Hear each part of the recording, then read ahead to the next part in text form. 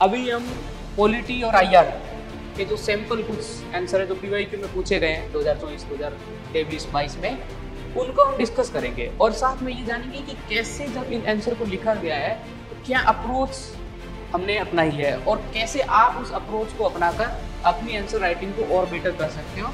जब भी आंसर लिखा जा रहा हो, अगर आप हेडिंग देख पा रहे हो कि एक अच्छे उत्तर के मुख्य घटक क्या क्या है, तो hi everyone, GS toppers hand written notes के बारे में हम बात कर रहे हैं। इससे पिछले वाले सेशन में हमने जीएस 1 से रिलेटेड हिस्ट्री, ज्योग्राफी और इंडियन सोसाइटी से रिलेटेड जो सैंपल आंसर है और कैसे क्वेश्चन को लिखने की अप्रोच है, जो अभी हाल ही में जैसे ये 2025 का मेंस खत्म हो जाएगा उसके बाद में ये बुकलेट आपको अवेलेबल होगी, जिसमें आपको 2017 से लेकर और 2025 तक कंप्लीट पैकेज सारे जितने भी यूपीएससी ने GS1, GS2, GS3 और GS4 सबके आंसर आपको हैंड रिटन लिखे हुए मिलेंगे। और इन क्वेश्चनों को लिखते समय जो खास विशेष बात ध्यान रखी गई है कि आपको सारे क्वेश्चन के जो आंसर है वो बिल्कुल उसी वर्ड लिमिट में लिखे हुए मिले जिस वर्ड लिमिट में यूपीएससी ने पूछा है, और प्लस वैसा ही मॉडल आंसर लिखा मिले जैसा आप एग्जाम हॉल में लिख कर आ सकते हो। तो एक आर्टिफिशियल लैंग्वेज या कॉपी पेस्ट लैंग्वेज में लिखे गए आंसर की बजाय आपको प्रॉपर हैंड से एकदम लिखे हुए आंसर आपको इस बुक्स में, ये जो 4 बुक सीरीज आएगी, GS1, GS2, GS3 और GS4, इन 4 बुक्स सीरीज में आपको मिलेगा। अभी हम पॉलिटी और आईआर के जो सैंपल कुछ आंसर है जो पीवाईक्यू में पूछे गए हैं 2024, 2023, 22 में, उनको हम डिस्कस करेंगे और साथ में ये जानेंगे कि कैसे जब इन आंसर को लिखा गया है तो क्या अप्रोच हमने अपनाई है और कैसे आप उस अप्रोच को अपनाकर अपनी आंसर राइटिंग को और बेटर कर सकते हो। और उसके साथ साथ इन मॉडल आंसर से आप खुद अपनी आंसर राइटिंग को एक नेक्स्ट लेवल तक लेके जाने की प्रैक्टिस कर सकते हो। और इसके साथ साथ इन आंसर से सीधा कंटेंट का आप यूज करके और आगे आने वाले मेंस के एग्जाम में आप यूज कर सकते हो। अब अगर मैं बात करूं, जैसे पिछले लेक्चर में भी हमने बात की थी कि ये जो जितने भी आंसर लिखे गए हैं उसमें मेन अप्रोच क्या अपनाई गई है, तो इन सब में एक 6 पॉइंट अप्रोच अपनाई गई है कि जब भी आंसर लिखा जा रहा हो, अगर आप हेडिंग देख पा रहे हो कि एक अच्छे उत्तर के मुख्य घटक क्या क्या है, तो जितने भी आंसर लिखे गए हैं सब में ये देखा कोशिश की गई है कि इन 6 पॉइंट को फॉलो करें। आप अगर इससे पिछले वाले सेशन को अगर देखोगे GS1 से, तो उसमें मैंने इन 6 पॉइंट को अच्छे से एक्सप्लेन किया। एक बार फिर से देख लेते हैं कि अगर कोई भी एक अच्छा आंसर हो तो उसमें होना क्या चाहिए। सबसे मोस्ट इंपोर्टेंट है कि कंटेंट अच्छा होना चाहिए, कंटेंट के बिना कुछ भी नहीं है। तो पहली चीज तो है कंटेंट, क्वालिटी कंटेंट। लेकिन क्वालिटी कंटेंट से कुछ नहीं होना है, उससे आपके एक एवरेज मार्क्स आ जाएंगे, 350 तक आप ला सकते हो। लेकिन उससे प्लस अगर जाना है 450 वाली जर्नी में, तो आपको कुछ और चीजें चाहिए कि अच्छे कीवर्ड्स को आपको उसमें यूज करना है, एग्जाम्पल्स यूज करने हैं और अपने आंसर को कंसाइज रखना है। सबसे मेन प्रॉब्लम हिंदी मीडियम की यह है कि लैंग्वेज में वर्ड बहुत ज्यादा खर्च कर देते हैं। ग्राफ और डायग्राम का यूज करना है, फॉर्मूला का यूज करना है, और उसके साथ साथ कुछ मैप वगैरह भी अगर हो सके तो वो यूज करना है, डेटा यूज करने हैं, फैक्ट यूज करने हैं। और इन जो सैंपल आंसर की जो कॉपी है, आप अगर ये पीडीएफ, जैसे कई बार क्वेश्चन पूछे गए कि ये पीडीएफ कहाँ से डाउनलोड करें, तो आप इस टेलीग्राम चैनल से इस पीडीएफ को भी डाउनलोड कर सकते हो। अब बिना समय खराब किए हम सीधा आते हैं कि कैसे इन आंसर की अप्रोच अपनाई गई है, कैसे आंसर लिखे गए हैं। और अब यहाँ पे बात करते हैं भारतीय राज व्यवस्था की, इंडियन पॉलिटी। तो इसके जो आंसर है, जब भारतीय राज व्यवस्था से संबंधित जब आप आंसर लिख रहे हो तो उसमें कैसी अप्रोच आपकी रहनी चाहिए या किन पॉइंट्स को आपको ध्यान में रखना है, किस तरह आप अपनी आंसर राइटिंग को, जो एक आपकी ट्रेडिशनल अप्रोच है, उससे आप अलग अप्रोच अपना कर और अपनी वैल्यू एडिशन का यूज करके किस तरह बेटर कर सकते हो, स्पेशली पॉलिटी के आंसर, उस पर हम अभी बात करेंगे। अगर मैं, जैसे ये 2024 में यूपीएससी ने एक क्वेश्चन पूछा है कि विभिन्न समितियों द्वारा सुझाए गए एवं एक राष्ट्र एक चुनाव। अब जैसे ही है ना, आप यूपीएससी की क्वेश्चन के आंसर लिखने की पहली शर्त यही है कि आपको क्वेश्चन की डिमांड समझ में आनी चाहिए। अगर क्वेश्चन की डिमांड समझ में नहीं आई है, आपने कुछ गलत मीनिंग ले लिया है, तो पूरा का पूरा आंसर अलग दिशा में चला जाएगा और आपको मार्क्स बहुत ही कम मिलेंगे या मिलेंगे भी नहीं। इसलिए पहली चीज है कि आपको डिमांड अच्छे से समझ में आनी चाहिए। पहले भी हमने इस पे बात की, अगर डिमांड समझ में आए इसके लिए जरूरी है कि मैं क्वेश्चन को अच्छे से तोड़ना सीखूं, उसको उसके अलग अलग पार्ट को अच्छे से समझूं। तो इस क्वेश्चन में हमसे पूछा क्या गया है कि विभिन्न समितियों द्वारा सुझाए गए एवं एक राष्ट्र एक चुनाव के विशिष्ट संदर्भ में, यानी हमें यह ध्यान रखना है कि एक राष्ट्र एक चुनाव के विशिष्ट संदर्भ में तो बोलना है, लेकिन चुनाव सुधारों की जो अलग अलग समितियों ने, जैसे दिनेश गोस्वामी समिति आई थी, जो अलग अलग समितियां बनी है, उसके अनुसार जो चुनाव सुधारों की आवश्यकता का हमें परीक्षण करना है। 150 शब्द है, 10 अंक है, 2024 का क्वेश्चन है, 7 से 8 मिनट के आसपास हमारे पास है, तो हमें उतना ही आंसर लिखना है जितना 7 से 8 मिनट में पॉसिबल है। ऐसा नहीं है कि हम मॉडल आंसर में जो प्रैक्टिस कर रहे हैं तो बहुत सारा कंटेंट लिख रहे हैं, लेकिन रियल एग्जाम हॉल में जितना पॉसिबल है उतनी की हम बात करेंगे। तो अब अगर मैं इस क्वेश्चन की शुरुआत की बात करूं, जैसे हमारे डे फर्स्ट से हम डिस्कस कर रहे हैं कि हमारा मेन फोकस ये रहना चाहिए कि जब भी हम इंट्रो लिखें, एक कोई भी अगर एक मॉडल आंसर है उसके हम मेनली देखते हैं कि 3 पार्ट है, इंट्रो, मेन बॉडी और कंक्लूजन, और इसी के बीच में आप वे फॉरवर्ड भी लिखते हो। तो अब इन 3 पार्ट को हमें अच्छे से अलग से अच्छे से समझ लेना चाहिए। इंट्रो हमारा जितना कंसाइज होगा और जितना ज्यादा कंसाइज होगा उतना ही हमारे आंसर को परफेक्ट बनाएगा। लेकिन कंसाइज है इसका मतलब ये नहीं कि आप कुछ भी लिख दो, आपको मेन क्वेश्चन की जो कोर डिमांड है ना, उसी से रिलेटेड इंट्रो लिखना है। अब इससे पहले GS1 में हमने बात की थी कि कैसे हम अलग अलग प्रकार के इंट्रो लिख सकते हैं, तो पॉलिटी में भी बात करेंगे किस तरह अलग अलग 3-4 टाइप के हम इंट्रो की बात करेंगे कि कैसे आप अलग अलग शुरुआत कर सकते हो। क्योंकि मेरे सामने देखो भाई, सबसे बड़ी प्रॉब्लम यही आती थी जब मैं आंसर राइटिंग करता था कि शुरुआत कैसे हो। अगर एक बार 2 से 3 लाइन में शुरुआत हो जाए फिर आंसर लिखने में इतनी दिक्कत नहीं है। तो हम थोड़ा इंट्रो पे अलग से बात करेंगे कि कैसे शुरुआत अलग अलग तरीके से की जा सकती है। जैसे इसकी शुरुआत है इस आंसर की, तो इस आंसर की सबसे जो मेन अभी करंट चर्चा में है, एक राष्ट्र एक चुनाव, तो ये इसके रिलेटेड सबसे ज्यादा मेन चुनाव चर्चा में ये है कि श्री रामनाथ कोविंद जी, जो हमारे इससे पहले के राष्ट्रपति रहे हुए हैं, माननीय राष्ट्रपति, तो उनकी पैनल की अध्यक्षता में एक कमेटी बनाई गई जिनको ये जांच करना था कि एक राष्ट्र एक चुनाव कितना फिजिबल है। तो अगर मैं इसी फैक्ट से अगर इस क्वेश्चन की इंट्रो की शुरुआत कर दूं तो नो डाउट एग्जामिनर को ये अच्छे से हम बता देंगे कि मेरे को इस क्वेश्चन की जो कोर डिमांड है वो अच्छे से पता है।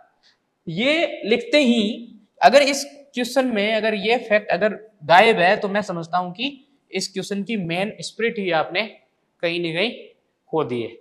तो ये आपको मेंशन करना ही करना है। इसलिए पॉलिटी के जब आंसर लिख रहे हैं तो हमें थोड़ा सा करंट अफेयर्स से हमारे आंसर को क्लब करना ही है, अदरवाइज पॉलिटी के क्वेश्चन नहीं लिखे जा सकते। फॉर एग्जांपल कई बार यूपीएससी जो लेटेस्ट अमेंडमेंट हुए हैं कॉन्स्टिट्यूशन में या कुछ नया बिल आया है उस पर अगर कई बार सीधे क्वेश्चन आ सकते हैं, तो इस प्रकार की चीजों से आपको थोड़ा सा अवेयर रहना है। और उसी को, और कहीं पर आपको डायरेक्ट इंट्रो में आप इनका फैक्ट का यूज कर सकते हैं और कहीं पर एग्जाम्पल में यूज कर सकते हैं। एग्जाम्पल में कैसे करना है वो भी हम आगे एक बार देख लेंगे। अब हम क्योंकि हम अप्रोच देख रहे हैं क्वेश्चन की, कैसे हमें आंसर अप्रोच करना है और उसके साथ साथ कि इस बुक में क्या क्या ध्यान रखा गया है, तो मेनली ये इस वीडियो का यही टारगेट है कि आपको ये अच्छे से बता दे कि क्या क्या कहाँ कहाँ फोकस करना है। तो जैसे इंट्रो लिखो उसके बाद में आपको एक अच्छे से स्पेस के साथ प्रॉपर हेडिंग लिखनी है। तो यहाँ पर मैंने देखा है कि हम गलती कर देते हैं हेडिंग अच्छे से लिखने में, हम हेडिंग में कुछ और लिखते हैं, नीचे कंटेंट कुछ और लिख देते हैं, वो गलत है। और उसके साथ कई बार हम क्या करते हैं कि हेडिंग को जो डिमांड है क्वेश्चन की डिमांड है उसके अकॉर्डिंग नहीं लिखते हैं। आपको हेडिंग को डायरेक्ट लिखना है क्योंकि एग्जामिनर आपकी हेडिंग पढ़ने जा रहा है, उसको उसके पास इतना समय नहीं है कि वो इनको एक एक वर्ड पढ़े, लेकिन वो आपकी हेडिंग को तो बहुत अच्छे से पढ़ने जा रहा है। तो हेडिंग क्रिस्टल क्लियर होनी चाहिए। अब बात करते हैं, जैसे इसमें यह कि चुनाव सुधारों की आवश्यकता, और अब मैंने ये लिख दिया कि कौन कौन सी अलग अलग कमेटियां जो उस समय मेरे दिमाग में आ रही है कि दिनेश गोस्वामी कमेटी, विधि आयोग, चुनाव आयोग और आदि की संस्तुतियां। अब आप अच्छे से ऑल सेट हो मेन बॉडी के लिए। अब मेन बॉडी में आपको इससे पहले भी हमने बात की है और अब भी अगर हम करें तो मेन बॉडी में आपको सबसे मेन चीज ये ध्यान रखनी, क्योंकि अब देखो अब ये 2025 की यूपीएससी है और आज के समय ये चैट जीपीटी का टाइम है। तो आज के समय में आप आज से 4-5 साल पहले जो आंसर राइटिंग चलती थी वो तरीका यूज नहीं कर सकते, आपको मॉडर्न डे आंसर राइटिंग ही करनी पड़ेगी। और आज के समय में क्या एक नई चीज हमें देखने को मिलती है, स्पेशली हिंदी मीडियम में। इंग्लिश मीडियम में ये चीज पहले से थी, लेकिन हिंदी मीडियम में अब आपको धीरे धीरे ये एक प्रकार का मेथड डेवलप ही हो गया है कि हर एक पॉइंट के साथ आपको एग्जाम्पल यूज करने हैं। अब सिर्फ पॉइंट लिखने से काम नहीं चलेगा, पॉइंट के साथ एग्जाम्पल आपको जरूर यूज करना है। और वो एग्जाम्पल ही है जो आपके क्वेश्चन को दूसरों से बेटर बना रहा है। जितने भी हमने इससे रिलेटेड इससे पहले जितने भी सेशन लिए हैं या फिर जितना भी डिस्कस किया, हमारा मेन फोकस यही रहा है कि एक तो हमें लैंग्वेज में बहुत ज्यादा शब्द वेस्ट नहीं करने हैं, दूसरा कीवर्ड का यूज करना है, तीसरा एग्जाम्पल यूज करने हैं। तो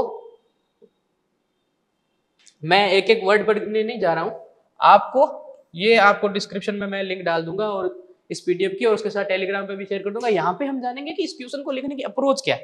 क्वेश्चन को आप पढ़ लोगे, आपको बुक भी थोड़े टाइम में अवेलेबल हो जाएगी, उससे पढ़ लोगे, या ये पीडीएफ आपको अवेलेबल है उससे पढ़ लोगे, लेकिन अप्रोच क्या है वो मेन टारगेट है हमारा यहाँ जानना। तो अप्रोच की एक तो जैसे यहाँ पे अगर मैं ये एक पॉइंट लिख के और इतना पैराग्राफ सिर्फ इसी को डिस्क्राइब में करने जाता, वो एक गलत अप्रोच है। सही अप्रोच क्या है कि मुझे डायमेंशन खोलने ज्यादा है, पॉइंट देने ज्यादा है, लेकिन उसको बहुत ज्यादा डिस्क्राइब नहीं करना है, बस कीवर्ड का यूज करते हुए और एग्जाम्पल का यूज करते हुए आगे बढ़ना है। जैसे आदर्श आचार संहिता, मैंने एक पॉइंट लिया और उसमें लिखा कि चुनावी बारंबारता से सुशासन में बाधा, एक राष्ट्र एक चुनाव की हम बात कर रहे हैं। ये सबसे वैलिड पॉइंट हमने यही पहले बार लिख दिया कि एक राष्ट्र एक चुनाव क्यों जरूरी है। कि देखो जी, इसलिए जरूरी है कि अगर बार बार चुनाव होंगे तो जो गवर्नेंस से रिलेटेड कार्य है उनमें बाधा होगी। जैसे कि आप एग्जाम्पल लिख दिया कि जो डेवलपमेंटल कार्य है उनमें बाधा आएगी, पहला वैलिड पॉइंट। दूसरा कि बुद्धिमान व्यय, समय व संसाधनों पर अनुचित दबाव, उदाहरण एक राष्ट्र एक चुनाव से 4500 करोड़ तक की बचत। अब आप इस तरह के डेटा को यूज करो एग्जाम्पल में, ये आपके पॉइंट को बिल्कुल वैलिड बना देगा कि जो बचत भी, अगर हमारा जो व्यय बचत हो रही है वो कितनी 4500 करोड़ रुपए बचते हैं अगर हम एक राष्ट्र एक चुनाव की ओर जाते हैं। तो ये चीजें आपको थोड़ी ध्यान रखनी है। जो आप प्रीलिम्स के समय, प्रीलिम्स की तैयारी के दौरान जो फैक्ट डेटा पढ़ रहे हो उनको आपको अच्छे से यूज करना है। कहाँ पे? मेंस में, एग्जाम्पल्स में। इसी तरह अगर और आगे बढ़े तो लोक लुभावन नीतियां, तो अब ठीक है, इस तरह का कंटेंट तो आप जाहिर सी बात है कि अगर कोई और क्वेश्चन होगा तो उसके लिए अलग कंटेंट होगा। तो कंटेंट पे आपको हर किसी क्वेश्चन का एक अलग कंटेंट हो सकता है, लेकिन अप्रोच है वो एक रहेगी। पॉलिटी का क्वेश्चन लिखना है तो उसकी एक अलग अप्रोच है, आप इकोनॉमी का क्वेश्चन लिख रहे हो तो उसकी अलग अप्रोच है, एथिक्स के लिख रहे हो तो उसकी अलग अप्रोच है। तो पॉलिटी के क्वेश्चन के आंसर में मोटा मोटी क्या अप्रोच रहेगी कि एक तो आपको कीवर्ड का यूज करना है, दूसरा जो आपने प्रीलिम्स के समय डेटा पढ़ा है उसको भी यूज करो, और तीसरा कुछ आगे हम जानेंगे क्वेश्चन में कि आर्टिकल्स का अच्छे से यूज करना है। और मोस्ट इंपॉर्टेंट थिंग कि कुछ क्वेश्चन के आंसर ऐसे हैं जिनमें आपको सुप्रीम कोर्ट के जो जजमेंट है उनको अच्छे से यूज करना है। तो अब अगर हम आगे बढ़े, और जैसे विधि आयोग की रिपोर्ट है या किसी कमेटी की रिपोर्ट है, या फिर जैसे अगर हम आप जुडिशरी पे कुछ लिख रहे हो तो नेशनल जुडिशरी डेटा ग्रिड, ये जो इनकी रिपोर्ट है, इनकी रिपोर्ट को मेंशन करो ना, आपको नंबर मिलेंगे। ऑफिशियल साइट को थोड़ा सा खगा लो, थोड़ा अपने दिमाग के घोड़े दौड़ाओ। और जैसे हम अभी बात कर रहे थे कि हमें कॉन्स्टिट्यूशन के जो आर्टिकल है उनको जरूर मेंशन करना है। और इसके बाद जो हम वैल्यू एडिशन या एनरिचमेंट की जो बात कर रहे थे वो यहाँ पर। अब एक चीज, अगर मैं ये डेटा है या तो मैं इसको 3-4 लाइनों में लिखता, अदरवाइज मैंने सीधा इसको सिंपली एक पाई चार्ट बना के और ये लिखा दिया कि लोकसभा मत परसेंट में वृद्धि हुई है 1951 के मुकाबले 2024 में 65%। 1951 में 45% वोटिंग होती थी, लेकिन वहीं 2024 में अभी हाल ही में जो चुनाव है उसमें 65%। इतनी सारी चीजें मैंने सिर्फ एक पाई चार्ट में लिख दी।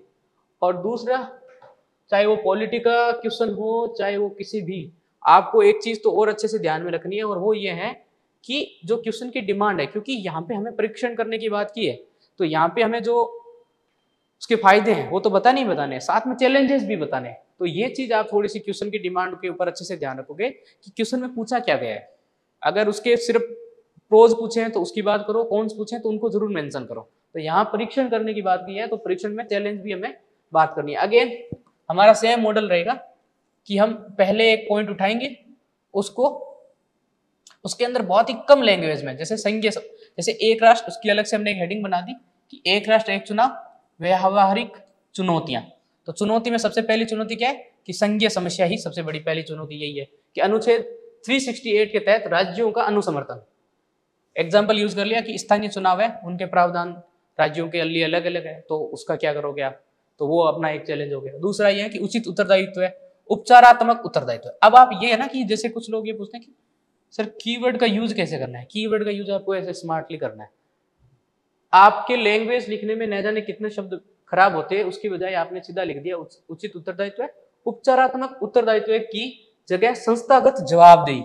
ये इस प्रकार के कीवर्ड है जो आपको मेन बॉडी, कंक्लूजन, इंट्रो में यूज करने हैं। उपचारात्मक उत्तरदायित्व है की जगह संस्थागत जवाबदेही, ये कीवर्ड है, तो इस तरह अपन यहाँ यूज कर सकते हैं। और कुछ आप इनोवेशन भी कर सकते हो चलते चलते कि आपको लाइन नहीं लिखनी है तो सम्मान संकुचन, मैंने जैसे एक पॉइंट लिखा और उसमें मैंने सीधा लिख दिया कि क्षेत्रीय मुद्दे हैं उनका राष्ट्रीय मुद्दों के साथ समायोजन हो जाएगा। तो कहीं ना कहीं हो सकता है कि क्षेत्रीय मुद्दे हैं वो गौण हो जाए या उनको नेग्लेक्ट कर दें। इस तरह आपको अप्रोच का ध्यान रखना है। और last but not least conclusion. Conclusion पे आपको मैं बार बार इस पे बात कर चुका हूं और फिर बोलूंगा कि कंक्लूजन आप जब लिखो तो आपका कंक्लूजन बहुत कंसाइज होना चाहिए। और दूसरा, जब कंक्लूजन के साथ, क्योंकि एग्जामिनर यहां तक आते आते अब आपको फाइनली यहाँ पे मार्क्स देने जा रहा है, अब मार्क्स देने जा रहा है, तो कंक्लूजन थोड़ा सा, कंक्लूजन में एक तो कुछ भी न्यू नहीं होना चाहिए, जो आपने यहाँ बोला है उसको यहाँ कंक्लूड करना है, लेकिन कुछ कीवर्ड का यूज कर सकते हो लास्ट में ताकि आपका क्वेश्चन थोड़ा सा और ज्यादा इंप्रेसिव बन जाए। जैसे इसमें मैंने क्या लिखा कि निष्कर्षतः है विधि आयोग के परामर्श अनुसार एक राष्ट्र एक चुनाव को। अब क्योंकि आपको यहाँ टेस्ट करना है, परीक्षण करना है, तो अब लास्ट में आपको ये भी देखो, एक अच्छा सिविल सर्वेंट वही है जो अपना जजमेंट दे। ऐसा नहीं है कि आपके पास सिर्फ समस्या है, उसका समाधान कुछ नहीं है। अब समाधान हो सकता है सही हो, खराब हो, कुछ भी हो, लेकिन आपको एक टेक तो एक लेना पड़ेगा, एक डिसीजन तो आपको देना ही पड़ेगा। तो यहाँ पे जैसे मैंने क्या लिखा है कि निष्कर्षतः है विधि आयोग के परामर्शानुसार, एक तो खुद से नहीं बोलना है, पॉलिटी की जब बात चल रही हो या कुछ ऐसे मुद्दे जो अभी डिबेट में है, जैसे कि कोई मुद्दा है जिसपे अगर सुप्रीम कोर्ट का निर्णय आ चुका है, तब आप बोल सकते हो, उसके लिए एक तरफा आप डिसीजन ले सकते हो। लेकिन जैसे अभी एक राष्ट्र एक चुनाव है, तो अभी डिबेट की फॉर्म में है, तो यहाँ पर आप एक तरफा कुछ मत बोलो, एक तरफा बोलने से बचना चाहिए मेरे ख्याल से। इसकी बजाय आप थोड़ा सा ना एक बीच बचाव का रास्ता अपनाओ कि विधि आयोग के परामर्शानुसार, मैं नहीं बोल रहा हूं, जो बोल रहा है वो विधि आयोग बोल रहा है कि एक राष्ट्र एक चुनाव होना तो चाहिए, लेकिन ये कर्मागत रूप से लागू करना अधिक व्यवहारिक होगा। तो इस तरह आपको अपनी जो लैंग्वेज है, कहते हैं ना कि शब्दों के साथ खेलना है, तो ये शब्दों के साथ आपको इस तरह खेलना है अगर आपको एग्जामिनर को प्रेशराइज करना है कि मुझे मार्क्स दे, तो इसके लिए आपको कुछ स्किल आपको अपनानी ही पड़ेगी और उनमें से ये एक है। अब चलिए आगे बात करते हैं अगले क्वेश्चन पे। और अगला क्वेश्चन हमारे सामने क्या है कि कैबिनेट प्रणाली के विकास के परिणाम स्वरूप व्यावहारिक रूप से संसदीय सर्वोच्चता हास्य पर चली गई है, टिप्पणी कीजिए। तो सबसे पहले तो मुझे यही समझना है कि इस क्वेश्चन में पूछा क्या गया है। तो क्वेश्चन में क्या है कि कैबिनेट प्रणाली के विकास के परिणाम स्वरूप, तो एक तो यहाँ अंडरलाइन कर ले, व्यवहारिक रूप से संसदीय सर्वोच्चता, यानी मेन चीज ये है संसदीय सर्वोच्चता। जो क्वेश्चन जिसने पूछा है उसका मेन फोकस है संसदीय सर्वोच्चता पे, वो क्वेश्चन पूछ रहा है संसदीय सर्वोच्चता हास्य पर चली गई है, टिप्पणी कीजिए। तो दो मेन चीजें हैं, एक तो कि कैबिनेट प्रणाली का डेवलपमेंट हुआ और दूसरा जिसकी वजह से संसदीय सर्वोच्चता है वो हास्य पर चली गई। अब आपको इस पर टिप्पणी करनी है। अब अगर जो बेस शुरुआत हो सकती है, जो हमने बात कही कि पॉलिटी के क्वेश्चन का आप अगर इंट्रो दे रहे हो, तो एक तो आप करंट अफेयर से क्लब करते हुए लिख दो। जैसे एक राष्ट्र एक चुनाव वाले क्वेश्चन में हमने देखा, हमने सीधा श्री रामनाथ कोविंद के जो पैनल है उसको डिस्कस करते हुए हमने सीधा इंट्रो की शुरुआत कर दी। और दूसरे बेस्ट इंट्रो की शुरुआत हो सकती है कि आप कॉन्स्टिट्यूशन में जो आर्टिकल मेंशन है उसको सीधा सीधा कोट करते हुए आप इंट्रो की शुरुआत करो। जैसे इसमें क्या है कि भारत ब्रिटिश संसदीय परंपरा के अनुसार कैबिनेट के संसद के प्रति सामूहिक उत्तरदायित्व का पालन करता है, अनुच्छेद 75(3)। अब इसमें क्या है कि आपने सीधा कॉन्स्टिट्यूशन के जो आर्टिकल से शुरुआत करके एग्जामिनर को यह दिखा दिया है कि आपको आर्टिकल की अच्छी खासी नॉलेज है। यानी पॉलिटी का जब आप आंसर लिखने बैठ रहे हो तो आप ये बता रहे हो कि मुझे कॉन्स्टिट्यूशन की ठीक ठाक समझ है और मुझे ठीक ठाक याद भी है। तो ये निश्चित तौर पर पहले ही आप इंप्रेशन डाल रहे हो कि आपको नंबर वो दे। तो अब आपको एक मेन चीज ये ध्यान रखनी है कि जब आप हेडिंग दो तो उस समय आपको बिल्कुल भी एक तो जगह में कंजूसी नहीं करनी है, और दूसरा कि हेडिंग आपकी बिल्कुल क्रिस्टल एंड क्लियर होनी चाहिए। जैसे कैबिनेट प्रणाली से संसदीय सर्वोच्चता का ह्रास, तो क्या क्या, अब आप पॉइंट्स में आ जाओ। एक बार अगर आपने क्वेश्चन की डिमांड समझ ली और आपका इंट्रो, आपने अच्छा इंट्रो दे दिया, आपको खुद ही कॉन्फिडेंस आ जाएगा। एक बार आपने कॉन्फिडेंस इस क्वेश्चन में आपको आ गया ना, निश्चित है कि आपका उसका एक अच्छा आंसर आप लिख लोगे। वैसे अपन एक फिक्स फॉर्मेट अपना है कि पॉलिटी के क्वेश्चन के लिए क्या फॉर्मेट हमें अपनाना है। इससे पहले हमने देखा था कि हिस्ट्री, ज्योग्राफी, इंडियन सोसाइटी में क्या फॉर्मेट है। अब क्या है कि आपने हेडिंग दे दी, इसके बाद में सेम आपको फिक्स फॉर्मेट में चलना है कि पॉइंट्स जितने अधिक हो सके हमें पॉइंट्स, कोशिश ये करनी है कि मुझे +1, यानी अगर मैं 2 कर पा रहा हूं तो 3 कर पा रहा हूं तो 4 डायमेंशन खोलने, अलग अलग पॉइंट खोलने। भले ही पॉइंट को बहुत ज्यादा डिस्क्राइब नहीं करना है, जैसे मैंने ये एक लाइन में ये लिख दिया कि इस पॉइंट का, लेकिन डिस्क्राइब करने में नहीं जाना है, बस पॉइंट खोलने हैं। जैसे निजी सदस्य विधेयक, कैबिनेट प्रणाली से संसदीय सर्वोच्चता का ह्रास, इसमें क्या है, निजी सदस्य विधेयक 1970 में अंतिम बार ऐसा विधेयक पास हुआ। यानी कैबिनेट प्रणाली अगर विकसित हो रही है तो इसे एक प्रॉब्लम क्या आ रही है कि निजी सदस्य का जो विधेयक है वो नहीं आ रहा है। अब अगर आप इसके लिए 10 लाइन और भी यूज करते ना तो इसका यूज सिर्फ इतना ही था, इसके अलावा कुछ यूज था नहीं, तो वो जो जितने वर्ड लिखते वो वेस्ट थे। अब शक्ति का संकेंद्रण, महत्वपूर्ण निर्णय संसदीय मामलों की कैबिनेट समिति द्वारा ही लिए जाते हैं। अब आपको इसको अलग से एक्सप्लेन करके लैंग्वेज उसमें डालने की जरूरत नहीं है। ठीक वैसे ही संसदीय निगरानी का है वो 6 हो रहा है। और अब इस टाइप की जब भी कोई चीजें दिखा रहे ना कि जो संसद की निगरानी है वो उत्तरोत्तर कम हुई है, या संसद की जो क्रियाशीलता है वो उत्तरोत्तर बढ़ी है, तो उसमें क्या है, आपको कंपैरिजन करते हुए डेटा का यूज करना है। अगर आप PRS वगैरह की इनकी वेबसाइट पे जाओगे तो आपको इस तरह के डेटा मिल जाएंगे। आपको कंपैरिजन करना है सीधा कि जो फर्स्ट लोकसभा थी उसमें जो औसत वार्षिक बैठक थी वो 135 थी, लेकिन भाई अगर हम 17वीं की बात करें तो ये 55 हो गई, ये डिक्रीज हुई। अब आप देख रहे हो किस तरह ये डेटा का इतना कितना स्मार्टली यहाँ पे यूज किया गया। इस तरह की चीजें आपको भी करनी है, इनोवेटिव चीजें, जब आप उत्तर लिख रहे हो। निश्चित तौर पर ये एक दिन में नहीं आएगी, लेकिन अभी से अगर आप धीरे धीरे प्रैक्टिस करोगे तो ये चीजें आपको भी अच्छे से आने लगेगी। अब अगर हम और आगे बढ़े तो फिर हमारा अगली हेडिंग है कि संसद की भूमिका सर्वमान्य महत्व की है।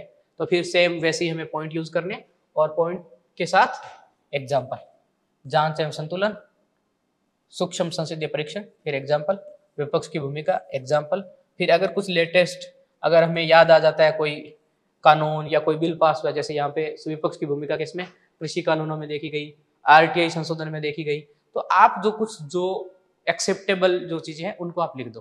कृषि कानूनों में विपक्ष की जो भूमिका है उसको आप लिख सकते हो, RTI में लिख दो। और लोकतांत्रिक चर्चाएं, जैसे नई चीजें निकल के आई, जीरोहार, प्रश्नकाल, तो इस टाइप की चीजें आप लिख सकते हो। लेकिन मेन चीज है कि अप्रोच आपको एक पकड़ लेनी है। अप्रोच क्या है कि डायमेंशन, जितने अधिक डायमेंशन वो खोलो, कीवर्ड का यूज करते हुए बहुत ज्यादा डिटेलिंग में नहीं जाना है, और एग्जाम्पल अगर याद आ रहा है तो आपको कुछ अच्छे एग्जाम्पल, हर कोशिश करनी है कि हर क्वेश्चन में एटलीस्ट 3-4 एग्जाम्पल तो मुझे लिख ही देने। अभी से प्रैक्टिस करेंगे तो ये आने लगेगा। फिर अब एक ये भी है कि आपको वे फॉरवर्ड पर भी ध्यान देना है। अब वे फॉरवर्ड के 2 तरीके हैं। अगर आपके पास टाइम है और जगह है तब तो आप इस तरह लिख दो, अदरवाइज वे फॉरवर्ड में जैसे हम फॉर्मूला मेथड यूज करते हैं तो हम फॉर्मूला भी बना सकते हैं वे फॉरवर्ड के लिए, अगर हमारे पास टाइम की और जगह की और वर्ड लिमिट की कमी है तो।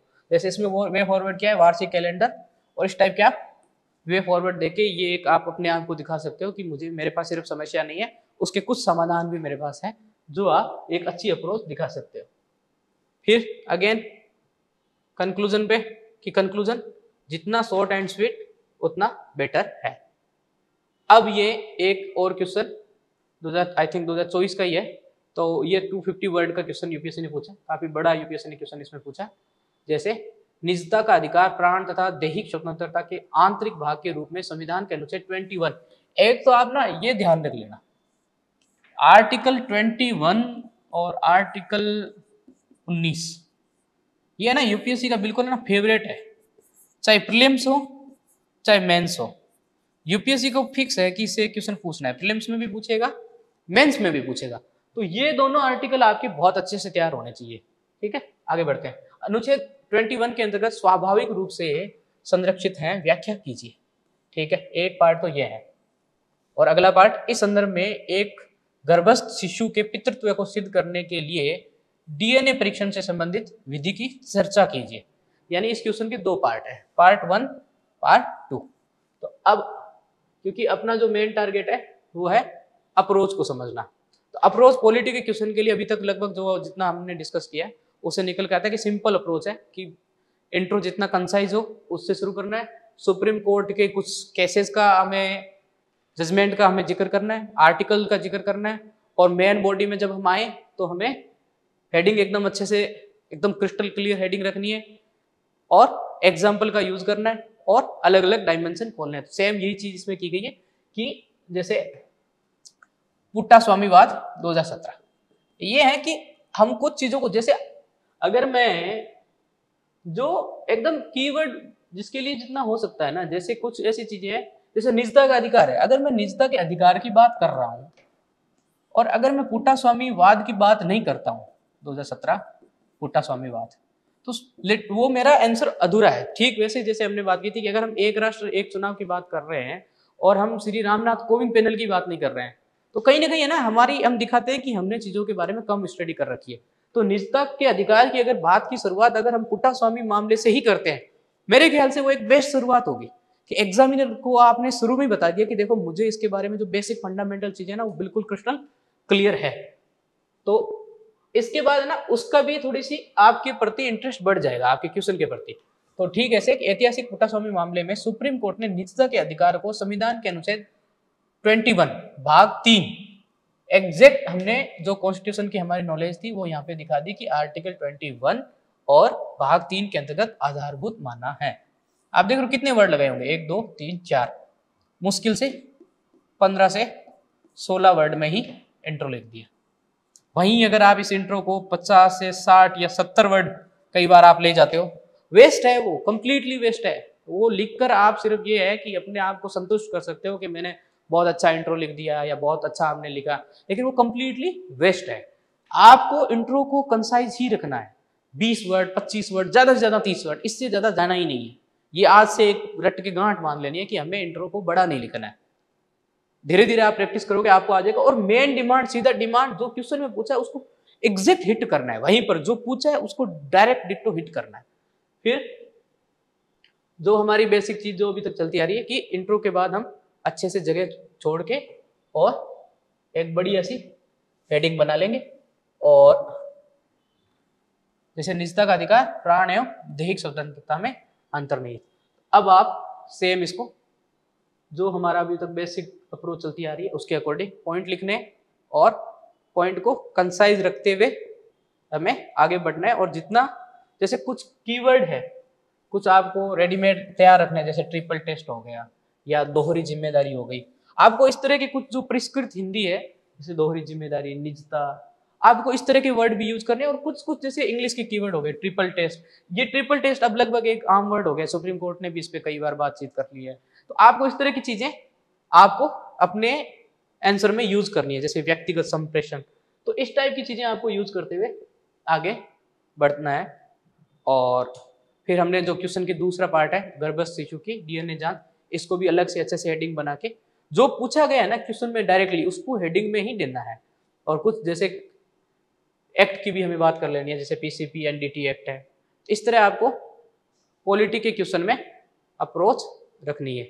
अभी तक हमने मेनली लगभग जाना कि किस तरह हमें पॉलिटी के क्वेश्चन को अप्रोच कर सकते हैं, ये 2 से 3 सैंपल आंसर हमने लेके जाना। और इससे रिलेटेड डिटेल बुक है वो बहुत जल्दी आपको मिल जाएगी। और ये इसके साथ ही अब हम आईआर से रिलेटेड है, अंतर्राष्ट्रीय संबंध, तो इस इंटरनेशनल रिलेशन के क्वेश्चन को हम किस तरह अप्रोच कर सकते हैं, किस तरह अप्रोच अपनाई गई है जब इनके पीवाईक्यू लिखे गए, उन पे अगर हम थोड़ी सी डिटेल में चर्चा करें तो अब हमारे सामने पहला क्वेश्चन यही है कि पश्चिम भारत को चीन की आपूर्ति श्रृंखला पर निर्भरता कम करने के लिए एक विकल्प के रूप में और चीन के रणनीतिक और आर्थिक प्रभुत्व का मुकाबला करने के लिए एक रणनीतिक सहयोगी के रूप में बढ़ावा दे रहा है, उदाहरणों के साथ कथन की व्याख्या कीजिए। अब तो ना यूपीएससी ने भी लगभग शुरू ही कर दिया है अलग से कि आप एग्जाम्पल तो दो ही दो। अब आप देखोगे कुछ कुछ क्वेश्चन यूपीएससी डायरेक्टली सीधा कह रही है कि एग्जाम्पल के साथ दो, अगर नहीं भी दिया ना तो आपको फिक्स है कि आपको एग्जाम्पल देने ही हैं। और अगर हम आईआर के क्वेश्चन की बात करें, एक बार ये सारे क्वेश्चन हटा के एक मोटा मोटी देखें कि आईआर के क्वेश्चन में हमें मेन ध्यान क्या रखना है। तो जहां तक मेरी समझ है, आईआर का क्वेश्चन जब आप ड्रो, तो एक तो आपको ना, जब आप क्वेश्चन की शुरुआत कर रहे हो, इंट्रो, स्पेशली इंट्रो, तो 3-4 तरीके हो सकते हैं इंट्रो को लिखने के। एक तो अगर उसके कोई करंट अपडेट है, कुछ भी करंट अफेयर्स में अगर कोई चर्चा में है, तो उसके साथ शुरुआत कर लो। दूसरा, अगर सपोज करो कि कोई इंटरनेशनल ऑर्गेनाइजेशन जैसे नेटो से, या आपको किसी इंटरनेशनल और ऑर्गेनाइजेशन से अगर क्वेश्चन पूछा है, तो आप उसको एक्सप्लेन करते हुए भी, अगर उसी की ही जिक्र है तो उसको एक्सप्लेन करते हुए शुरू कर सकते हो। और तीसरा, अगर किसी दो, जैसे इंडिया और चाइना का रिलेशन है या इंडिया और श्रीलंका का रिलेशन है, उसके हिस्टोरिकल एस्पेक्ट पे पूछा है, तो आप उसकी भूमिका बताते हुए भी शुरू कर सकते हो। ठीक है। और क्या शुरुआत की जा सकती है, कोई लेटेस्ट रिपोर्ट हो, या एक अच्छी शुरुआत ये भी है आईआर में कि जब कोई जो, जैसे माननीय पीएम ने अगर कहीं विजिट किया है, या माननीय राष्ट्रपति महोदया ने कहीं विजिट किया है और उन्होंने कोई स्टेटमेंट जारी किया है, और उसी कंट्री से रिलेटेड या उसी ऑर्गेनाइजेशन से रिलेटेड कोई क्वेश्चन आ जाता है, तो आप उनके स्टेटमेंट को उनके सीधा कोट करते हुए शुरू कर सकते हो। और क्या तरीका है शुरू करने का, कि जो विचारक है या विद्वान है, जिनकी कोई अच्छी बुक आई है, जैसे एस जयशंकर है, तो इनकी अभी हाल ही में बुक आई थी द इंडिया वे करके, आई थिंक, तो किसी बुक को मेंशन करते हुए आप शुरुआत कर सकते हो, यानी कि किताब को मेंशन करते हुए आप शुरू कर सकते हो। और लास्ट में कि जो आईआर से रिलेटेड कुछ स्पेसिफिक कीवर्ड है, तो उनको आप डिस्क्राइब करते हुए शुरू कर सकते हो। यानी अलग अलग 5-6 तरीके हैं। आपको जितने क्वेश्चन पूछे जाए, आपको ट्राई करना है कि सभी क्वेश्चनों को एक ही तरीके से शुरू नहीं करना है। आपको एग्जामिनर को दिखाना है कि देखो मेरे पास अलग अलग तरीके हैं, अब जो मुझसे पूछा जाएगा उसके अकॉर्डिंग मैं शुरू कर लूंगा। अब हम आगे बढ़ते, तो ये है इस क्वेश्चन की जैसे शुरुआत है। इस क्वेश्चन की शुरुआत में क्या है कि चीन +1 रणनीति के तहत हाल ही में एप्पल, फॉक्सकॉन व सैमसंग जैसी कंपनियों ने भारत में अरबों डॉलर के निवेश की घोषणा की है। यह वैश्विक आपूर्ति पुनर्संरचना का संकेत है। यानी जो करंट में जो प्रचलित है, मैंने उसको यूज कर लिया, प्लस चाइना +1 रणनीति के कीवर्ड को यूज कर लिया, और वैश्विक आपूर्ति पुनर्संरचना, यानी इस प्रकार के भारी भरकम शब्द यूज करके एग्जामिनर को यह भी दिखा दिया कि देखो मुझे ठीक ठाक नॉलेज है अंतरराष्ट्रीय संबंधों की भी। यूपीएससी में ना जीएस जैसे जनरल स्टडी है, तो उस पेपर का नाम ही है जनरल स्टडी, यानी सामान्य अध्ययन। आपको ना वो चाहते हैं कि आपको हर सब्जेक्ट का एक ठीक ठाक अच्छी आइडिया हो। ऐसा नहीं कि आपको उसमें बहुत ज्यादा डीप आपको आता हो, लेकिन आइडिया ठीक ठाक हो, आपकी जो जनरल अंडरस्टैंडिंग है वो एकदम क्रिस्टल क्लियर है, आपको पॉइंट्स अच्छे से आ रहे हो। तो इसी तरह जब आपको ये पता होना चाहिए कि देखो पॉलिटी का जब मैं आंसर शुरू कर रहा था तो मैं आर्टिकल का यूज कर रहा था, या फिर मैं सुप्रीम कोर्ट के जजमेंट की बात कर रहा हूँ। वहीं जैसे ही मैं आईआर पे शिफ्ट हुआ तो मैं जो इंटरनेशनल संबंधों में जो कुछ स्ट्रेटेजी चल रही है उसकी बात कर रहा हूँ, या फिर मैं जो अलग अलग देशों जैसे चाइना + रणनीति हो गई, या फिर इस टाइप की चीजों के साथ शुरुआत कर रहा हूँ। तो एग्जामिनर को ये लग रहा है कि यार ये चीजों को अलग से डिफ्रेंशिएट करते हुए अच्छे से ये चीजों को समझ रहा है। अब सीधा हमें आना है हेडिंग पे। सेम हमें अप्रोच अपनाने की, हमारी हेडिंग है वो एकदम क्रिस्टल क्लियर होनी चाहिए, भारत चीन का वैकल्पिक आपूर्ति केंद्र। तो पीएलआई प्रलोभन भारत द्वारा 14 क्षेत्रों में। अब जो अलग अलग, अब ये कोशिश ये करनी है कि डायमेंशन अधिक से अधिक खोलने। सेम चीज, जितने अधिक डायमेंशन खोला जाएगा, स्पेशली आईआर के क्वेश्चन में, तो ये आपको फोकस करना है कि डायमेंशन ज्यादा से ज्यादा आपको खोलने हैं आईआर के क्वेश्चन में। तो पीएलआई प्रलोभन कि भारत चीन का वैकल्पिक आपूर्ति केंद्र कैसे बन रहा है, तो एक तो हम पीएलआई लेके आए। फिर विविधता एवं विश्वसनीयता, जैसे भारत की लोकतांत्रिक प्रणाली व अंग्रेजी भाषा युक्त श्रम बल, नवाचारी। फिर यहाँ पे हमने एग्जाम्पल भी दे दिया, चिप निर्माण में, ठीक है, जनसंख्या लाभांश, डेमोग्राफी डिविडेंस की तो हमें बात करनी ही करनी है, और सह संपर्कता। और उसके बाद में जब हम डेटा का यूज कर रहे हैं, तो अब हम, क्योंकि हमने वैल्यू एडिशन और क्यूईपी को अच्छे से समझ लिया है, तो अब हमने एक चीज तो ये गांठ ही बांध ली है कि हम डेटा का जब भी यूज करेंगे तो ऐसा नहीं कि उसको लाइन में यूज करेंगे, हम डेटा को एक, चाहे वो GS3 हो, GS2 हो, हम डेटा का जब भी यूज करेंगे तो उसको इनोवेटिव तरीके से ही यूज करेंगे। इसी तरह अगर हम आगे बढ़े तो क्योंकि हमने एक चीज पहले ही फोकस की है कि जब भी हम क्वेश्चन की शुरुआत करेंगे तो उसकी हेडिंग पे अच्छे से फोकस करेंगे, और क्योंकि क्वेश्चन की डिमांड है उसके अकॉर्डिंग हमें हेडिंग का यूज करना है। जैसे भारत चीन का रणनीतिक प्रतिरोधन, तो इसमें सेम वही चीजें, हमें वही अप्रोच अपनानी है कि कीवर्ड का यूज करना है। और साथ में क्योंकि आईआर की आप बात कर रहे हो, आईआर विदाउट करंट अफेयर और विदाउट एग्जाम्पल कुछ नहीं है। तो आप क्वाड की बात करोगे, आप जेट इंजन की बात करोगे, आप 5G ऑक्शन की बात करोगे, आप G20 की बात करोगे, और जो हम पहले बात कर रहे थे कि कई बार जब हमारे पास समय और वर्ड लिमिट की कमी हो तो हमें एक अलग स्ट्रेटेजी पर भी हम जाते हैं कि हम वे फॉरवर्ड जब लिखेंगे तो उसको फॉर्मूला के अनुसार लिख देंगे। ये आपका मास्टर स्ट्रोक साबित हो सकता है क्वेश्चन के आंसर में, कि आप जब वे फॉरवर्ड लिख रहे हो तो उसको बहुत ज्यादा वर्ड में न लिखते हुए सीधा आप उसको फॉर्मूला के अकॉर्डिंग लिख दोगे। जैसे इस वे फॉरवर्ड का क्या है कि नीतिगत स्थायित्व है, ये किसने बात की गई है, EODB, ease of doing business. रणनीतिक निवेश सेमिकॉन इज इक्वल टू, ये अगर चीजें अपनाता है तो भारत व्यापार में विश्व गुरु बन सकता है। इस तरह का वे फॉरवर्ड आप अपना सकते हो। अब यही अगर मैं वे फॉरवर्ड लिखता तो मेरी इतनी जगह वे फॉरवर्ड ही घेर लेता, लेकिन मैंने एक फॉर्मूला बना दिया। अब एग्जामिनर के ऊपर है, वो अपना दिमाग लगाए, उसको समझे, हमने तो लिख दिया। और ठीक वैसे ही हमें कंक्लूजन में आना है। लेकिन आईआर के ना, जब आईआर का आप कंक्लूजन लिखो तो स्पेशली आपको आईआर के कंक्लूजन में फोकस करना है कि आपको कंक्लूजन लिखते टाइम कुछ ना कुछ अच्छा कीवर्ड लिखना ही है। जैसे इसमें लिखा कि अंततः अब नया भारत, नवाचारी, योजनाबंद, भागीदारीपूर्ण। अब आप देखो ना कितने आपने, एक आपने कीवर्ड यूज कर लिया नया भारत, अब इसकी फुल फॉर्म आपने लिख दी, नवाचारी, योजनाबंद, भागीदारीपूर्ण, रणनीतिक, तकनीकी नेतृत्व है, महज विकासशील नहीं अपितु आपूर्ति श्रृंखला का सशक्त विकल्प है। अगर इस तरह की चीजों को अगर एग्जामिनर देखेगा तो निश्चित है कि वो आपको अच्छे मार्क्स अवॉर्ड करेगा ही। तो आपको कुछ है ना, थोड़े से परिष्कृत शब्दों का भी थोड़ा सा ध्यान रखना है। मैं इस पे बार बार फोकस करने की कोशिश कर रहा हूँ कि आप जब आंसर लिख रहे हो ना, तो ऐसा नहीं कि आप उसको ना एकदम बोलचाल की भाषा में यूं ही आप लिख रहे हो, नहीं, आपको थोड़े परिष्कृत शब्दों का यूज करना है। इंग्लिश में क्या बहुत अच्छे वर्ड यूज होते हैं, हिंदी में कई बार क्या है कि सेम चीज के लिए हमारे पास आम बोलचाल के शब्द है, तो आपको उससे थोड़ा ऊपर उठना है। थोड़ा अच्छे न्यूज़पेपर वगैरह पढ़ो, कुछ अच्छी एनसीईआरटी से जो लैंग्वेज, एनसीईआरटी की लैंग्वेज मैं समझता हूँ सबसे बेस्ट है आंसर लिखने के लिए। एनसीईआरटी की अगर आप लैंग्वेज देखोगे तो आपको पता चलेगा कि उसमें आम बोलचाल की भाषा में नहीं लिखी गई है, उसको हिंदी की जो एक अच्छे से जो परिष्कृत हिंदी है उसमें लिखा गया है। जैसे मैं नवाचारी लिख रहा हूँ, योजनाबंद, भागीदारपूर्ण, तकनीकी नेतृत्व है, इस टाइप के शब्द आपको यूज करने हैं। इस तरह के अगर आप शब्द यूज करते हो तो एग्जामिनर को निश्चित तौर पर आप प्रभावित करते हो, क्योंकि जो आपका जो कॉपी चेकर है ना एग्जामिनर, वो बहुत स्मार्ट है और वो कहीं अधिक आपसे ज्यादा उसके पास नॉलेज भी है और एक्सपीरियंस भी है। इसलिए आपको थोड़ी इन चीजों का अभी से ही ध्यान रखना है। अब मैं अगर एक और क्वेश्चन की बात करूं तो मध्य एशियाई गणराज्यों के साथ भारत के विकसित होते राजनीतिक, आर्थिक और रणनीतिक संबंधों का आलोचनात्मक विश्लेषण कीजिए तथा क्षेत्रीय और वैश्विक भू राजनीति में उनके बढ़ते महत्व पर प्रकाश डालिए। अब है ना, आप आईआर के क्वेश्चनों में ना इस प्रकार के कीवर्डों की तो अच्छे से आदत डाल दीजिए, भू राजनीतिक, भू सामरिक, आपको ना इस तरह के रणनीतिक, आपको इस तरह के कीवर्ड यूज करने हैं।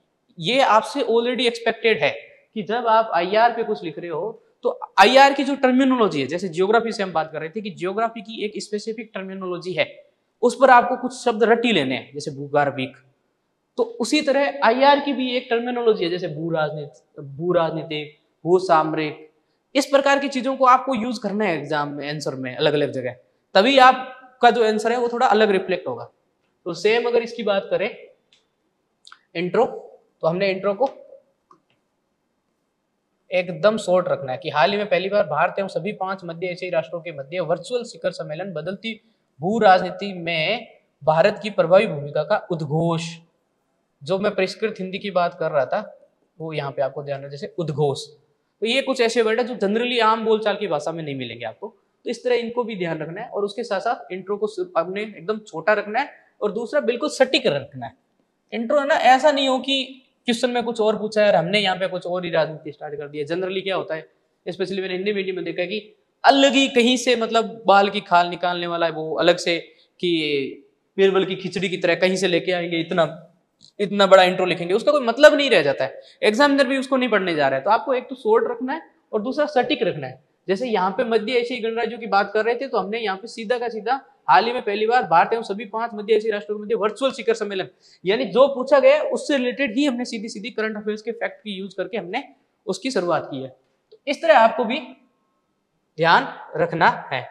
अब ये सेम अगर एक बार आपने डिमांड पकड़ ली तो ये सिंपल सी अप्रोच हमारी चलती है कि हेडिंग को हम अच्छे से स्पेस देंगे और बिल्कुल क्रिस्टल क्लियर सटीक हेडिंग रखेंगे, और उसके बाद कोशिश ये करनी है कि डायमेंशन, आप देख रहे हो जितने भी हमने आंसर देखे हैं सब में हेडिंग के बाद हमने कोशिश की है कि 4 से 5 या कहीं कहीं तो 6 डायमेंशन खोलने की। जनरली दिक्कत क्या है कि हम 3 डायमेंशन के बाद थक जाते हैं या हमारा दिमाग चलना बंद हो जाता है, या हमें लगता है, और कई बार हम गलती क्या करते हैं कि एक डायमेंशन खोलते हैं या एक पॉइंट उठाते हैं, उस पॉइंट को इतना ज्यादा एक्सप्लेन कर देंगे तो दूसरे के लिए जगह ही नहीं रहेगी। तो ये आपको अच्छे से इस पे आप हमारी अप्रोच समझने का एक सबसे एक बड़ा फायदा यही हो सकता है कि आपको डायमेंशन ज्यादा खोलने हैं और उसको बहुत ज्यादा एक्सप्लेन नहीं करना है। ये मैं बहुत बार बार ये बात फोकस कर रहा हूं ताकि आप इस चीज को समझ लें अच्छे से। उसमें कीवर्ड वगैरह का यूज करके और बहुत ही शॉर्ट रखना है, और कुछ है ना कंटेंट को थोड़ा सा ना प्रिस्क्रिप्ट कंटेंट रखना है। जैसे आप कुछ लगना चाहिए कि उसमें आपने पढ़ रखा है, जैसे सभ्यतागत सेतु, ये कीवर्ड हो गया। इस तरह के कीवर्ड आप प्रैक्टिस कर सकते हो पहले। सभ्यतागत सेतु। अब मैंने यहाँ हिस्टोरिकल एस्पेक्ट लिखा है। आईआर की जब हम क्वेश्चन लिख रहे हैं तो कई एस्पेक्ट लिख सकते हैं हम। हिस्टोरिकल एस्पेक्ट लिख सकते हैं, हिस्टोरिकल। दूसरा अगर कुछ पॉलिटिकल या कुछ कॉन्स्टिट्यूशनल या कुछ भू राजनीतिक एस्पेक्ट होता है उसको लिखो। फिर हम आर्थिक एस्पेक्ट लिख सकते हैं, अगर किसी देश के साथ हमारे जो आर्थिक रिलेशन है वो किस तरह है, उस आर्थिक के जस्ट साथ में या ऊर्जा संबंधों पे बात कर सकते हो, ये एक अलग डायमेंशन हो गया। ये मैं आपको एक ना बिल्कुल रेडीमेड मटेरियल दे रहा हूँ कि जब आप आईआर का क्वेश्चन लिख रहे हो तो आप किस तरह डायमेंशन को सोच सकते हो। कोई भी 2 देशों के रिलेशन की जब बात कर रहे हो आप उसके एक पॉइंट हिस्ट्री का बना लो, दूसरा पॉइंट अगर कुछ राजनीतिक दृष्टिकोण से अगर हो रहा हो तो उसका बनाओ, तीसरा पॉइंट आर्थिक दृष्टिकोण से कुछ बना लो, चौथा। ये तब है जब आपको कुछ भी दिमाग में नहीं आ रहा है, आपको एकदम ब्लैंक हो और आपको चीजें आपको सोचना है, तो आप इस ऑर्डर में सोच सकते हो। ऊर्जा संबंध की बात कर लो, ऊर्जा के बाद में किसी भी देश में जो इंपॉर्टेंट चीज आती है सुरक्षा या रणनीतिक साझेदारी या सामरिक साझेदारी, तो इस टाइप का आप पॉइंट सोच सकते हो। अगर मैं छठे पॉइंट की बात करूं तो आप कुछ, अब क्योंकि एआई का जमाना है, साइंस टेक का जमाना है, तो कुछ साइंस टेक वाले एंगल से अगर कुछ याद आ रहा है, अगर जैसे कुछ एआई से रिलेटेड अगर कोई समझौता हुआ हो, या फिर मशीन लर्निंग से रिलेटेड कुछ हो, रोबोटिक्स से रिलेटेड हो, बायोटेक से रिलेटेड कुछ हो, तो उस पॉइंट को आप जब इंटरनेशनल रिलेशन की बात कर रहे हो तो लिख सकते हो। और क्या मोस्ट इंपोर्टेंट पर्यावरण से रिलेटेड आप लिख सकते हो। आप जैसे जो अलग अलग प्रोटोकॉल है उनसे रिलेटेड लिख सकते हो। जलवायु परिवर्तन पे बात कर सकते हो। कितने पॉइंट हो गए, 7 डायमेंशन हमने यहाँ बात कर ली। ऐसे कुछ और भी आ सकते हैं। अगर बस ये है कि ये सोचने का एक ऑर्डर है। आईआर के क्वेश्चन में स्पेशली आपको इस ऑर्डर में ही जाना है जब आपको डायमेंशन खोलने हैं। जैसे सेम इस क्वेश्चन के आंसर में किया गया कि हिस्ट्री का एक डायमेंशन खोल लिया, सभ्यतागत सेतु, और उसके बाद में संपर्क समावेशन भारत ईरान रूस सहयोग से BRI का प्रतिसंतुलन, तो ये हमने एक कनेक्टिविटी का एक पॉइंट खोल लिया। हाँ, एक और है कि कनेक्टिविटी भी आप इकोनॉमी वाले एंगल से खोल सकते हो। फिर हमने ऊर्जा वाला एक पॉइंट खोल लिया, फिर हमने एक भू राजनीतिक वाला एंगल ले लिया, फिर हमने सुरक्षा और रक्षा पे एक बात कर ली, रक्षा व प्रशिक्षण। तो इस तरह आप अलग अलग डायमेंशन खोल सकते हो आईआर में। ये आईआर के क्वेश्चन लिखने का एक ये फिक्स फंडा है कि आप इस तरह के डायमेंशन अलग अलग खोल सकते हो। फिर तो ये सेम ही चीज आपको करनी है कि मेन पॉइंट लेना है और उसके साथ हेडिंग के साथ एग्जाम्पल का यूज करना है और अलग अलग एंगल को आपको ध्यान रखना है। और इसके साथ हम इससे पहले भी बात कर रहे हैं कि आपको स्पेशली आईआर के क्वेश्चन में आपको वे फॉरवर्ड बताना ही होता है, लेकिन वे फॉरवर्ड को बहुत ज़्यादा एक्सप्लेन करने की बजाय हमें उसको एज ए फॉर्मूले में यूज कर लेना है। जैसे आगे की राय में क्या है, बहुपक्षीय भरोसा जैसे SCO प्लस रणनीतिक रवैया जैसे IMEC, तो भू रणनीतिक बढ़त इससे मिल सकती है। ये आगे की राय में हो गया। फिर अगेन कंक्लूजन हमें थोड़ा सा छोटा रखना है और कंक्लूजन में कुछ ना कुछ थोड़ा सा एग्जामिनर को अलग चीजें दे देनी है। हालांकि वो न्यू नहीं होनी चाहिए, ऐसा नहीं कि आपने जो लिखा है उससे कुछ अलग आ गया। बस ये है कि कुछ कीवर्ड के साथ, कुछ मसाले के साथ आपको कंक्लूजन लिखना है, ताकि जब एग्जामिनर लास्ट में पढ़े तो उसके दिमाग में हो कि अब नंबर तो देने ही है। जैसे अंत है भारत का संबंध, अब संबंध को ही हमने एक्सप्लेन कर दिया, संवाद, बुनियादी ढांचा निवेश, धार्मिक सांस्कृतिक जुड़ाव, मॉडल भारत को रणनीतिक रूप से बढ़कर सभ्यता का सहयोगी के रूप में उभार सकता है। इस तरह की आपको अप्रोच अपनानी है कंक्लूजन में और पूरे आईआर के क्वेश्चन में। इसी तरह आप अगला ये आंसर देख सकते हो। और हाँ, आईआर के क्वेश्चन में एक चीज और इम्पोर्टेंट है, मैप। जब आप कोई इंटरनेशनल ऑर्गेनाइजेशन का लिख रहे हो जो अगर पूरे वर्ल्ड में है तो आप वर्ल्ड का मैप बना दो, अगर कोई स्थानीयकृत ऑर्गेनाइजेशन है तो एक स्थानीय मैप बना दो, या दो देशों का रिलेशन की बात है तो उन दो देशों का मैप बना दो। 4 क्वेश्चनों में से एक में तो आपको मैप, 1 से 2 में मैप ट्राई करना ही है, बिल्कुल संकोच नहीं करना है, बड़े खुले मन से मैप का आपको उपयोग करना ही है। और उसके साथ सेम उसी अप्रोच के साथ ये क्वेश्चन, इस क्वेश्चन का आंसर आपको लिखना है कि कंक्लूजन छोटा रखना है, मैप का यूज करना है, कीवर्ड के साथ कुछ अच्छे डेटा फैक्ट का उपयोग करके और एग्जाम्पल को ध्यान में रख के हमें आंसर लिखना है। इसी तरह ये मेरे ख्याल से ठीक है। हाँ, तो पॉलिटी और आईआर से रिलेटेड सिंपल आंसर की हमने यहाँ पे बात की, कैसे अप्रोच हमें अपनानी है, किन मेन पॉइंट का हमें ध्यान रखना है, आईआर का क्वेश्चन का जब हम आंसर लिख रहे हैं तो किस तरह हम सोच सकते हैं, डायमेंशन कैसे खोल सकते हैं, ये सारी हमने बातें की। आगे आने वाले सेशन में हम गवर्नेंस और सोशल जस्टिस से रिलेटेड जो क्वेश्चन आंसर है पीवाईक्यू में पूछे गए हैं उनके ऊपर हम बातचीत करेंगे। तब तक के लिए थैंक यू सो मच।